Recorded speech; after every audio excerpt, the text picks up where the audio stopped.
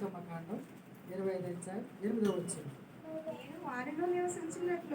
నేను వారిలో నివసించినట్లు వారు నాకు పరిశుద్ధ స్థలం నిర్మింపవలెను. చిన్న ప్రార్థన చేసుకున్న ప్రతి ఒక్కరు కూడా వినగల చెవులు, గ్రహించగల మనస్సు నాకు ఇవ్వండి దేవా. నాతో మాట్లాడి వేసే అంటే ఆయన మంచి దేవుడు, గొప్ప దేవుడు, కృపగల దేవుడు మనందరితో మాట్లాడబోతున్నాడు. పరిశుద్ధుడా, ప్రేమగల యేసయ్య వందనాలు. చదవబడిన వాక్యం ఇది పరిశుద్ధాత్మను మీరు ఆయించినందుకు వందనాలు అయ్యా. వాక్యం విధించుడుగడని మీ ఆత్మను కూడా అభిషేకించిన బలమతో నింపండి. వచ్చిన అందరితో మాట్లాడి సహాయం చేయండి. ఆటంకపరిచేమంటే యేసునామములో తోడ్పరచండి. మీరే మహిమ, ఘనత, ప్రభావానికి ఆరోపించుకోమని యేసునామములో నా పరమ తండ్రి, ఆమేన్. హల్లెలూయా. దేవుని పిల్లలారా, ప్రత్యక్ష గుడారంలో దీపవృక్షం గురించి మనం ధ్యానం చేసుకుంటున్నాం. అది నిత్యం ఎలా వెలుగుతూ ఉండాలో మన దేవుడు నిత్యం వెలుగుతుండే దేవుడని, ఆయన ప్రేమగల దేవుడని గత వారం ధ్యానం చేసుకున్నాం. హల్లెలూయా. మనం ప్రేమ కలిగి ఉండాలని, ప్రేమలో త్యాగం ఉంటే ఆ త్యాగం వల్ల వచ్చే ఆశీర్వాదం ఏంటనేది గత వారం నేర్చుకున్నాం. హల్లెలూయా. దేవుని పిల్లలారా, మన కోసము కలవరిశిలో ప్రాణం పెట్టిన యేసుక్రీస్తు ప్రభుల వారి లోకంలో జీవించినప్పుడు ఆయన ఎంత ప్రేమ చూపించాడంటే చూడండి, ఒకసారి చూద్దాం. మనము యోహాను సువార్త 5వ అధ్యాయము మొట్టమొదటి కానీ చదువుకుందాం. యోహాను సువార్త 5వ అధ్యాయము మొదటి వచనం నుంచి. అటు తర్వాత యూదుల పండుగ ఒకటి వచ్చెను గనుక గొర్రెల ద్వారం దగ్గర హెబ్రీ భాషలో బెతెస్దా అనబడి నాకు కోనేరు కలదు. దానికి 5 మండపములు కలవు. ఆయా సమయములకు దేవదూత కోనేటిలో దిగి నీళ్లు కదిలించుట కలదు. నీరు కదిలింపబడిన పిమ్మట మొదట ఎవడ దిగును వాడు ఎట్టి వ్యాధి గలవాడైనను బాగుపడిన గనుక ఆ మండపములలో రోగులు, గుడ్డివారు, కుంటివారు, మోచక చేతులు గలవారు గుంపులు గుంపులుగా పడి ఉండిరి. అక్కడ 38 ఏండ్ల నుండి వ్యాధి గల ఒక మనుషుడు ఉండెను. యేసు వాడు పడి ఉండట చూచి వాడప్పటికీ బహుకాలము నుండి ఆ స్థితిలో ఉన్నాడని ఎరిగి స్వస్థపడ కోరుచున్నావా అని వాడిని అడగగా, దేవుని పిల్లలారా, ఆ ప్రేమమైన యేసుక్రీస్తు ప్రభుల వారు ఒక రోజు నేను జీవించిన కాలంలో యెరూషలేము పట్టణం వెళ్ళాడు. అక్కడ మండపం ఉంది, కోనేరు. ఆ మండపం దగ్గర కోనేరు ఉంది. అక్కడున్న ఆనవాయితీ ఏంటంటే అక్కడ గుంపులు గుంపులుగా కుంటువారు వ్యాధిగ్రస్తులు అందరూ ఉన్నారంట అక్కడ. అయితే ఆ కోనేటిలోకి అప్పుడప్పుడు దేవదూత వస్తుందని, నీళ్లు కదిలిస్తుందని, కదిలించినప్పుడు ఎవరైతే మొట్టమొదటిగా ఆ కోనేటిలోకి దిగుతారో వారి స్వస్థత పొందుకుంటారని వాక్యం సెలవిస్తూ ఉంది. ఆమేన్. హల్లెలూయా. ఎంతమందికి స్వస్థత అంటే ఒక్కడికే స్వస్థత. పోనీ అక్కడ ఎంతమంది ఉన్నారని చూస్తే గుంపులుగా ఉన్నారని వాక్యం సెలవిస్తూ ఉంది. ఆమేన్. హల్లెలూయా. మనందరికీ బాగా తెలుసు, ఫ్రీగా రేషన్ ఇస్తానంటున్నారంటేనే లైన్లో నిలబడి, ఎప్పుడు కరోనా టైంలో కదమ్మా, ఆ కరోనా ప్రమాదం తెలిసిన కూడా మళ్ళీ బియ్యం అయిపోతాయేమని మొత్తం పొద్దున తెల్లారి గంటలు 3 గంటలు 4 గంటల నుంచి లైన్ల నుంచి ఉన్నారమ్మ మా ఊర్లోన. హల్లెలూయా. కరోనా తెలిసిండు కూడాను. అంటే ఏంటంటే అంటే ఎందుకు తెల్లారి గంటలు అనొచ్చు కదంటే, కొంతమంది ఏకంగా నైట్ 12 గంటలకు వెళ్ళి అక్కడ సీట్ లైన్లో పెట్టుకున్నారు, ఫ్రీ బియ్యము అయిపోతాయి అని. హల్లెలూయా. మరి ఇక్కడ స్వస్థత ఒక్కరికి అయినప్పుడు, గుంపులుగా ఉన్నప్పుడు, దేవుడితో వచ్చినప్పుడు నిజంగా అందరూ చూస్తారు కదా. మరి చూసినప్పుడు నన్ను తీసుకెళ్తారా? తీసుకెళ్ళరు. ఒక్కడికి స్వస్థత. హల్లెలూయా. అయితే అక్కడ రాయబడిన మాట ఏంటంటే వాడు అప్పటికే బహుకాలం నుండి 38 సంవత్సరాల నుంచి ఉన్నాడు అక్కడ. ఎన్ని సంవత్సరాలమ్మా? 38 సంవత్సరాల నుంచి అక్కడే పరుపు తెచ్చుకుని అక్కడే పడుకున్నాడు. దేవదూత రావడం చూస్తున్నాడు. మరి వెళ్ళాలంటే ఇతను ఒక లేపాలి. ఈయన లేవాలంటే అక్కడ ఉన్న వాళ్ళు ఎటువంటి వాళ్ళు? ఎప్పుడు దిగి ఎప్పుడు స్వస్థ పొందుకున్న వాళ్ళు అక్కడ ఉన్నారు. హల్లెలూయా. అయితే యేసుక్రీస్తు ప్రభువు వారి ప్రేమమయుడు కాబట్టి అక్కడికి వెళ్ళగానే చూపులు ఎవరి మీద పడ్డాయంటే ఆ వ్యక్తి మీద పడ్డాయి. దగ్గరికి వెళ్ళాడు. దగ్గరికి వెళ్ళి స్వస్థత కావాలా అని అడిగాడు. అయ్యా, స్వస్థత కావాలని ఇక్కడ ఉన్నాను, దేవతకు వచ్చినప్పుడు చూస్తున్నాను, నన్ను ఎవరో పట్టుకొని దించుతారని అంటున్నాడు అక్కడ. హల్లెలూయా. దేవుని పిల్లలారా, నన్ను ఎవరో పట్టుకుని ఎవరు పట్టుకుంటారు అమ్మా? మనం అనుకోవచ్చు మన జీవితంలో కూడా సమస్యలు, రోగాలు, బాధలు, వ్యాధులు రావచ్చు. మనం ఆరోగ్యం ఉన్నంత వరకే మన ఇంట్లో భర్త ప్రేమిస్తాడు తెలుసా మనల్ని. మనం ఆరోగ్యం ఉన్నంత వరకే భార్య ప్రేమిస్తుందండి. మన ఆరోగ్యం ఉన్నంత వరకే పిల్లలు ప్రేమిస్తారండి. మన ఇంట్లో ఎవరికైనా రోగం వచ్చింది తెలిసిందా, ఒకవేళ నిజంగా డాక్టర్ గారు అమ్మా నీ భర్త ఇంకా లేవడో, నీ భార్య ఇంకా లేగదో అని చెప్పాడా, ఇంకా అప్పుడు ఉంటుంది అసలైన ప్రేమ. అప్పుడు ఏం చేస్తారు, అమ్మా మా ఆయనకి లెగడంటే డాక్టర్గా చెప్పేశారమ్మా, ఇంకా నా కష్టం ఆయన కష్టం నేనే చూడాలని ఏంటంటే అమ్మగారు ఫోన్ చేయడు. అమ్మగారు ఏం చెప్తుంది, అమ్మా బాగా చూసుకోమ్మా లేడు అని చెప్తుందా.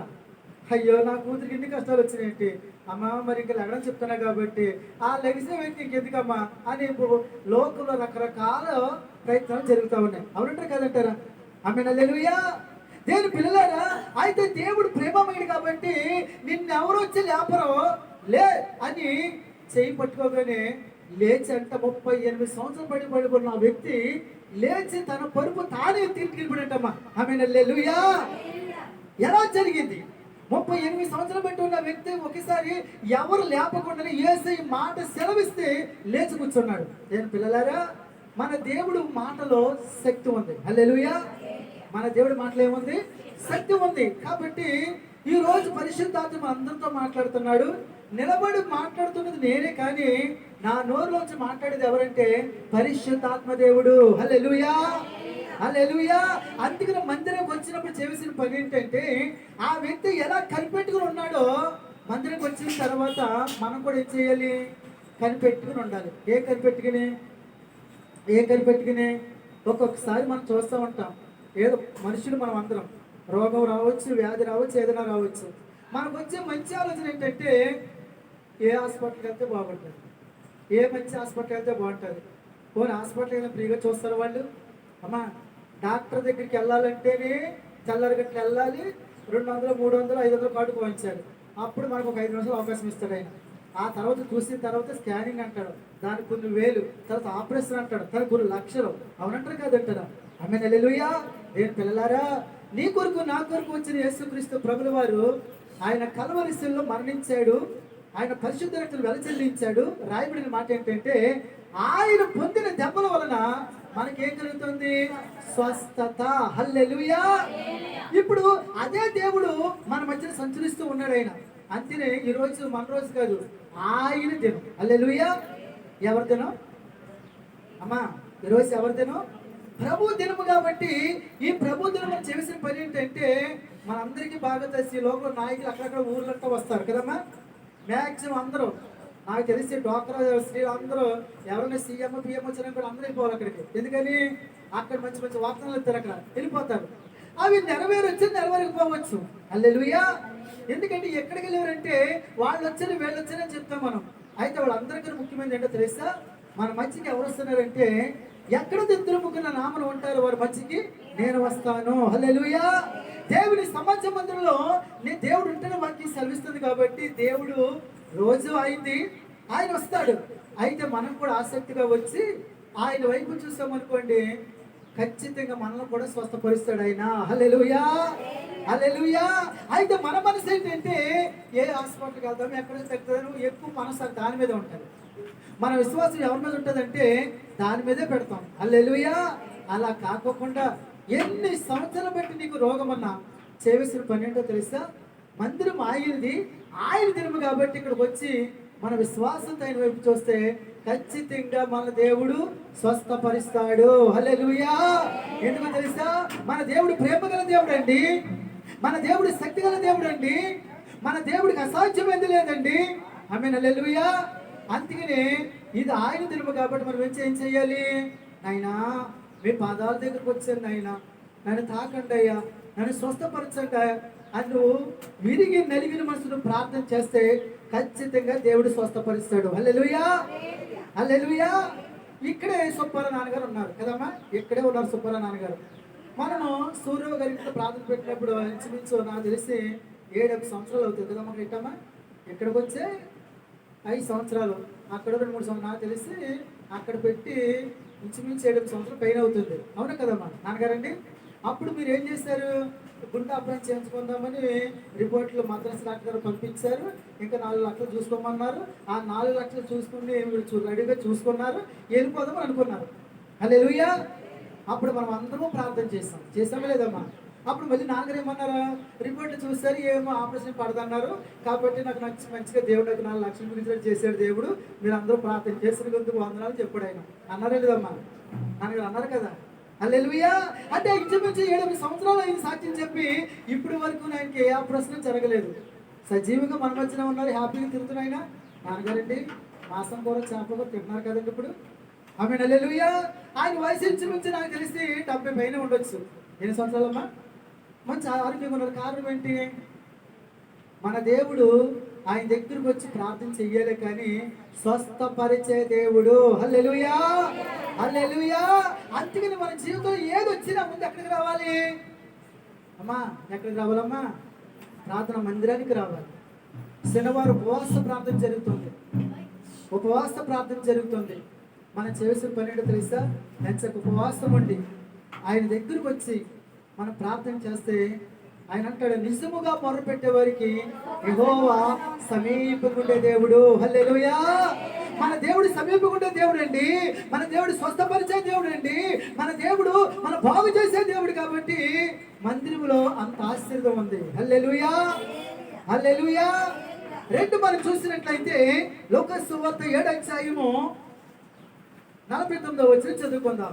లోకాసు సువార్త 7వ అధ్యాయము 49వ వచనం కాడి నుంచి చదువుకుందాం. అప్పుడు ఆయనతో కూడా ఆ భోజన పంక్తిలో కూర్చుండిన వారు ఆ పాపమును క్షమించుచున్న ఇతడు ఎవడని ఆ తమలో తాము అనుకొనసాగిరి. ఆ అందుకు ఆయన, ఆ నీ విశ్వాసము నిన్ను రక్షించెను, నీ విశ్వాసము నిన్ను రక్షించెను, చదువు తల్లి. సమాధానము గలదానమై వెళ్ళుమని సమాధానము గలదాని వెళ్ళుమని ఆ స్త్రీతో చెప్పాను. ఆ స్త్రీతో చెప్పాను. హల్లెలూయా. దేవుని పిల్లలారా, అక్కడ దేవుడు 38 సంవత్సరాల వ్యక్తిని స్వస్థపరిస్తే ఇక్కడ ఒక స్త్రీ, ఎవరి స్త్రీ ఈవిడి పెళ్లి చేసుకోలేదు. అయితే తన జీవితం ఎలాగైపోయిందంటే పాప జీవితంలో ఉండిపోయింది. హల్లెలూయా. ఆవిడ అక్కడ రాయబడిన మాట ఏంటంటే పరిశుద్ధాత్మ దేవుడు ఏమి రాయించని పేరు రాయించలేదు కానీ పాపాత్మురాలని స్త్రీ అని రాయించాడు ఆయన. ఏ స్త్రీ ఆవిడి అంటే పెళ్లి చేసుకోకోకుండా తన ఎవరి జీవితాన్ని పాపానికి అప్పగించి బ్రతుకుతున్న జీవితం. అయితే ఆ పాపలో ఉన్న బ్రతుకుడికి అర్థమై ఏం చేసిందంటే, అయ్యో అందంగా అందరూ పెళ్లి చేసుకుని పిల్లలకి సంతోషంగా ఉంటున్నారు, ఈ పాప జీవితం నా జీవితం బాగోలేదని మనశ్శాంతి లేకుండా ఏం చేసిందంటే ఒక రోజున తెలుసుకుంది, నా పాపం పోవాలంటే ఎవరి దగ్గరికి వెళ్ళాలని తెలుసుకుంటే, అమ్మా ఫలానా ఇంటి దగ్గర సీమోన ఇంటి దగ్గర యేసుక్రీస్తు ప్రభువు వారు ఈ రోజు భోజనానికి వస్తున్నాడు, అక్కడికి యేసయ్య వస్తాను తెలియగానే ఆవిడ ఏం చేసింది తెలుసా? అంతమంది మగవాళ్ళలో ఉండగానే ఆవిడ పరిగెత్తుకుంటా వచ్చి ఏం చేసిందంటే ఆయన పాద దగ్గరికి వచ్చిందంట. హల్లెలూయా. పాదాల దగ్గరికి వచ్చి కన్నీటితోనంట పాదాలు తడిపెంట, తల తీసి జుట్టుతో తుడిచంట, ఆమె అత్తరు చేసా పట్టుకొచ్చి ఆమె యేసయ్య పాదాలకు పూసిందంట. హల్లెలూయా. ఇప్పుడు భోజనానికి పిలిచిన వ్యక్తి ఏమంటాడంటే, ఈయన నిజంగా ప్రవక్త అయితే, ఈయన నిజంగా దేవుడు అయితే, ఈయన పాదాలు కడుగుతున్న స్త్రీ ఎటువంటిదో గ్రహించును అని మనసులో అనుకుంటున్నాడంట. హల్లెలూయా. ఇప్పుడు యేసయ్యకి మనసులో తెలుసు కాబట్టి, సీమోను ఒక్కసారి నీతో మాట్లాడొచ్చా అంటే మాట్లాడన్నాను. ఏమీ కాదు కానీ నీ ఇంటికి వచ్చాను, నీళ్ళు ఇచ్చావు, కాలు కొడుకుంటే ఇవ్వలేదు, తుడుచుకుంటే టవల్ ఇచ్చావా, ఇవ్వలేదు, రాసుకుంటే నేను నూనె ఇచ్చావా, ఏం చేయలేదు. అయితే జాగ్రత్తగా విను, ఒక ఆయన ఇద్దరికి డబ్బులు ఇచ్చాడు. వాళ్ళిద్దరికి రుణస్తులుగా ఉన్నారు కదా. ఒక ఆయనకేమో 500 దేనారాలు ఇచ్చాడు, ఇంకొక ఆయనకేమో 50 దేనారాలు ఇచ్చాడు. వాళ్ళిద్దరూ ఏమన్నారంటే, అయ్యా అంటే అక్కడ దేనారం అంటే ఇంచుమించు 10 రూపాయలు రాశాడు. అంటే మన భాషకు వచ్చేటప్పటికి ఒక ఆయనకేమో అప్పు 250 రూపాయలు ఇచ్చినట్టు, ఒక ఆయనకేమో 25 రూపాయలు అప్పు ఇచ్చాడంట ఒక ఆయన. అయితే వాళ్ళిద్దరూ ఏం చేశారంట, అయ్యా అప్పు తెచ్చనమయ్యా మమ్మల్ని క్షమించండి అయ్యా ఊళ్ళని అడిగారంట. ఇప్పుడు ఆయన ఏం చేశారంటే, సరే క్షమించేసి వెళ్ళిపోడు అన్నాడంట. అంటే క్షమించేసరికి అర్థం ఏంటి, ఇంకా మీరు అప్పు కట్ట అవసరం లేదు. ఇప్పుడు యేసయ్య అంటాడు, ఇప్పుడు వాళ్ళిద్దరిలో ఆ వ్యక్తి ఎక్కువ ఎవరు ప్రేమించినట్టు అన్నాడు యేసయ్య. అప్పుడు ఆయన ఏమన్నాడంటే, ఎక్కువగా అమౌంట్ 250 ఇచ్చారు కదండి, ఆయన ఎక్కువగా ప్రేమించినట్టండి అన్నాడంట. నువ్వు కరెక్ట్గా చెప్పావు, నువ్వు లోపల ఈమె ఎటువంటిది అని నువ్వు అనుకుంటావు కానీ ఈమె విస్తారంగా పాపాలు చేసింది, అది వాస్తవమే. అయితే ఆమె నా దగ్గరకు వచ్చిన కాడి నుంచి ఆమె యొక్క నీళ్ళతో నా పాదాలు కడుగుతూ ఉంది. అయ్యో నేను పాపాత్మైన స్త్రీని, నేను భయంకర పాపలో ఉన్నాను, చాలా పాపాలు చేశాను, చాలా కుటుంబాలు పాడు చేశాను, అయ్యా నన్ను క్షమించండి అని ఆమె ఏడుస్తూ పశ్చాత్తాపడుతూ ఉంది. మరి నేను దేవుడు కదా, పాపాలు క్షమించడానికి నాకు అధికారం ఉంది కాబట్టి నేను ఆమెను క్షమించడం న్యాయం కాదా అన్నాడు అక్కడ. హల్లెలూయా, దేవుని పిల్లలారా. అయితే అక్కడ రాయబడిన మాట ఏంటి తెలుసా? అమ్మా నీ విశ్వాసము నిన్ను బాగు చేసింది, సమాధానం కలదనమే వెళ్ళమని చెప్పాడు అక్కడ. అంటే అంతమంది మగవారు ఉన్న చోట ఆవిడ ఎందుకు వచ్చింది? ఖచ్చితంగా యేసయ్య నన్ను రక్షిస్తాడు, నన్ను బాగు చేస్తాడు, నా పాపాలు క్షమిస్తాడనే విశ్వాసంతో వచ్చింది. కాబట్టి దేవుడు ఏం చేశారంటే ఆమె చేసిన పాపాలని క్షమించి ఆమె శుద్ధులుగా చేసి ఇంటికి సమాధానంగా పంపించాడు. ఆమె హల్లెలూయా. అక్కడ ఆమెని దేవుడు రక్షించాడు. హల్లెలూయా. ఏం పిల్లలారా, సంఘానికి కూడా ఈ వాక్యం సెలవిస్తూ ఉంది. ప్రయాసపడి భారమోసం సమస్తమైన జనులారా నా యొద్దకు రండి, నేను మీకు విశ్రాంతి ఇస్తాను. చాలా మంది బయట ఉంటారు, రకరకాల పాపాలు చేస్తూ రకరకాలుగా ఉంటారు. వాళ్ళు ఎక్కడికి రావాలంటే మందిరానికి రావాలి. మందిరానికి వస్తే ఏం జరుగుతుంది? ఆమెలో ఉన్న అతనిలో ఉన్న పాప స్థితిని దేవుడు బయటకు లాగుతాడు. ఎప్పుడైతే ఆ పాప స్థితిని ఒప్పుకుంటారో దేవుడు ఆ పాపాన్ని క్షమించి దేవుడు ఏం చేస్తాడంటే వారిని ఆశీర్వదిస్తాడు. హల్లెలూయా, హల్లెలూయా. అంతేనే మనం చేయాల్సిన పని ఏంటో తెలుసా? ఒకవేళ మీ ఇంటి చుట్టూ కానీ మీ పక్కన కానీ మీ ఊరిలో కానీ ఎవరైనా ఉన్నారనుకోండి, మీరు చెప్పవలసింది ఏంటంటే, అమ్మా నీ బాధలు పోవాలంటే మందిరానికి రమ్మా, నీ కష్టాలు పోవాలంటే మందిరానికి రమ్మా, అమ్మా నీకు నీ పాపలు క్షమించబడాలంటే, నువ్వు పరలోక రాజ్యం చేరాలంటే అమ్మ మందిరానికి వస్తే దేవుడి పట్ల కార్యం చేస్తాడమ్మని మనం ఏం చేయాలి? వారికి యేసుని గురించి చెప్పి ఇక్కడికి నడిపించాలి. హల్లెలూయా. ఎక్కడ నడిపించాలి? మందిరానికి నడిపించాలి. మందిరం ఆయనది కాబట్టి, ఆయన హృదయ రహస్యం ఎరిగిన దేవుడు కాబట్టి ఆయన ఏం చేస్తాడంటే వాళ్ళతో దేవుడు మాట్లాడతాడు. హల్లెలూయా. వాళ్ళు ఇక్కడ కూర్చునే ఉంటారు, కానీ దేవుడు మాట్లాడే ప్రతి మాట వారి లోపలికి వెళతాది. హల్లెలూయా. రాత్రి పాదంపూడి వెళ్ళారు. వాళ్ళకి నెలకు ఒక చోట ప్రార్థన జరుగుతుంది, 3వ శనివారం జరుగుతుంది అని చెప్పారు. నన్ను ఆహ్వానించారు. 3వ కింద చెప్పారు 3వ శనివారం నైట్ రావాలంటే మీరు చెప్పాలంటే వాక్యం అన్నారు. రాత్రి ఆడికి వెళ్ళాను. హల్లెలూయా. దేవుడు అద్భుత రీతిగా దేవుడు అక్కడ పరిస్థితిని బట్టి మాట్లాడాడు. ఆవిడ లాస్ట్లో ఒక ఆవిడ సాక్ష్యం చెప్తుంది. ఆవిడ పెద్ద ఆవిడే, చాలా బాగా కష్టాలు ఉన్నాయి, కానీ ఆవిడ కళ్ళంటే నీళ్ళు ఎప్పుడు రాలేదంట. హల్లెలూయా. ఆవిడ ఇప్పుడు ప్రార్థనకు వచ్చి ఆవిడ ప్రార్థన చేసుకుంటుంది, కానీ ఎప్పుడు అంత పశ్చాత్తాపడే మనసు రాలేదంట. లాస్ట్లో వాక్యం అయిన తర్వాత ప్రార్థన చేసుకుంటూ వచ్చి, అయ్యగారండి నేను ఎప్పుడు నా కళ్ళంటే నీళ్ళు రావడం చూడలేదండి, దేవుడు నాతో మాట్లాడాడండి, నా కళ్ళంటే ఎప్పుడో దేవుడు మాట్లాడుతున్నాడో నా కళ్ళంటే నీళ్ళు ఆగకుండా వచ్చేస్తున్నాయండి, అయ్యో నా బ్రతికింది కానీ ఆవిడ లాస్ట్లో సాక్ష్యం చెప్పింది. ఆమె హల్లెలూయా. మరి ఎలా జరిగింది కార్యం? ఆవిడ వయసు ఇంచుమించు 60 సంవత్సరాల పైన ఉంటుంది. ఆవిడ కళ్ళంటే ఎప్పుడు నీళ్ళు రాలేదంట. దేవుడు మాట్లాడుతూ ఉంటేనంట ఆవిడ కళ్ళంటే నీళ్ళు వస్తున్నాయంట. హల్లెలూయా. మరి ఎలా జరిగింది కార్యం? మన దేవుడు మాట్లాడే దేవుడు. హల్లెలూయా. మన ఇంట్లో కొంతమంది చెప్తాము అది ఒకలాగా, మన ఇంట్లో వాతావరణం ఒకలాగా ఉంటుంది. మందిరం దేవుడిది కాబట్టి ఇక్కడికి వచ్చిన తర్వాత ఆ బండ హృదయాలతో దేవుడు మాట్లాడి ఏం చేస్తాడంటే మాంసపు గుండుగా మారుస్తాడు ఆయన. హల్లెలూయా, హల్లెలూయా. అందుకనే యేసయ్య దగ్గరికి ఆ స్త్రీ వచ్చింది కాబట్టి యేసయ్య క్షమించాడు, సంతోషంగా ఇంటికి వెళ్ళింది. హల్లెలూయా. నేను పిల్లలారా, బయట చాలా మంది సాతానుడు బంధించాడు. చాలా మంది బంధించితే చాలా మంది ఎలాగైపోయారంటే పాప బ్రతుకులో బ్రతుకుతున్నారు. వాళ్ళు ఏ పాపం చేస్తున్నారో మనకు తెలుసు. అయితే వాళ్ళు పాపం పోవాలంటే, వాళ్ళ మనసు మారాలంటే వారిని ఎక్కడ నడిపించాలి? మనం ఎక్కడ నడిపించాలి? దేవుడి మందిరం కాబట్టి మందిరంలోకి నడిపించాలి. అప్పుడు ఆ దేవుడు ఏం చేస్తాడో తెలుసా? సూటిగా వారితోటే మాట్లాడతాడు, ఆ కఠినమైన హృదయాన్ని కరగదీస్తాడు, మాంసపు గుండిస్తాడు, తన జీవితంలో కార్యం చేస్తాడు. హల్లెలూయా. ఎందుకంటే ఆయనకు అసాధ్యమైనది లేదు. హల్లెలూయా. అందుకనే యేసు దగ్గర మనం ఎవరు తీసుకురావాలి? ఎవరు తీసుకురావాలి? లోకములు ఎవరైతే పాపం మీకు తెలిసి వాళ్ళు ఏం చేస్తున్నారు, వాళ్ళు ఎక్కడ నడిపించాలంటే మందిరానికి నడిపించాలి. ఆమేన్. హల్లెలూయా. మందిరానికి నడిపించినప్పుడు ఏం జరుగుతుందంటే మన దేవుడు రక్షించే దేవుడు. హల్లెలూయా. మన దేవుడు పాపములు క్షమించే దేవుడు. మన దేవుడు ఏం చేస్తాడంటే ప్రేమించి వారిని రక్షిస్తాడు. హల్లెలూయా. అందుకనే దేవుడు ప్రేమించి ఒక ఆయనేమో స్వస్థపరిచాడు, దేవుడు ప్రేమించి ఒక ఆవిడ ఏం చేశాడు? పాప స్థితిలో నుంచి రక్షించాడు. హల్లెలూయా. 3 మనం చూసినట్లయితే మార్కు సువార్త 5వ అధ్యాయము మొదటి వచనం కానీ చదువుకుందాం. మార్కు సువార్త 5వ అధ్యాయము మొదటి వచనం కానీ చదువుకుందాం. చదవండి తల్లి. అయిపోయిన చదవండి బెటర్. చదవండి ఆపకండి లైఫ్. వారు ఆ సముద్రమునకు అద్దరినున్న గెరసేను దేశమునకు వచ్చిని. ఆయన ధోని దిగగానే అపవిత్రాత్మ పట్టిన ఒకడు సమాధిలో నుండి వచ్చి ఆయనకి ఎదురుపడెను. వాడు సమాధులలో మోసము చేసిన వాడు సంకెళ్లతోనైనను ఎవడును వాని బంధింపలేకపోయెను. పలుమారు వాని కాళ్లను చేతులను సంకెళ్ళ వేసి బంధించినను వాడు ఆ సంకెళ్లను తెప్పి సంకెళ్లను కాలి సంకెళ్లను తుత్తునీలుగా చేసిన కనుక ఎవడును వానిని సాధుపరచలేకపోయెను. వాడు ఎల్లప్పుడూ రాత్రింపగళ్ళు సమాధిలోను కొండలలోను కేకలు వేయించు తను తాను రాళ్లతో గాయపరుచుకొనుచునుండెను.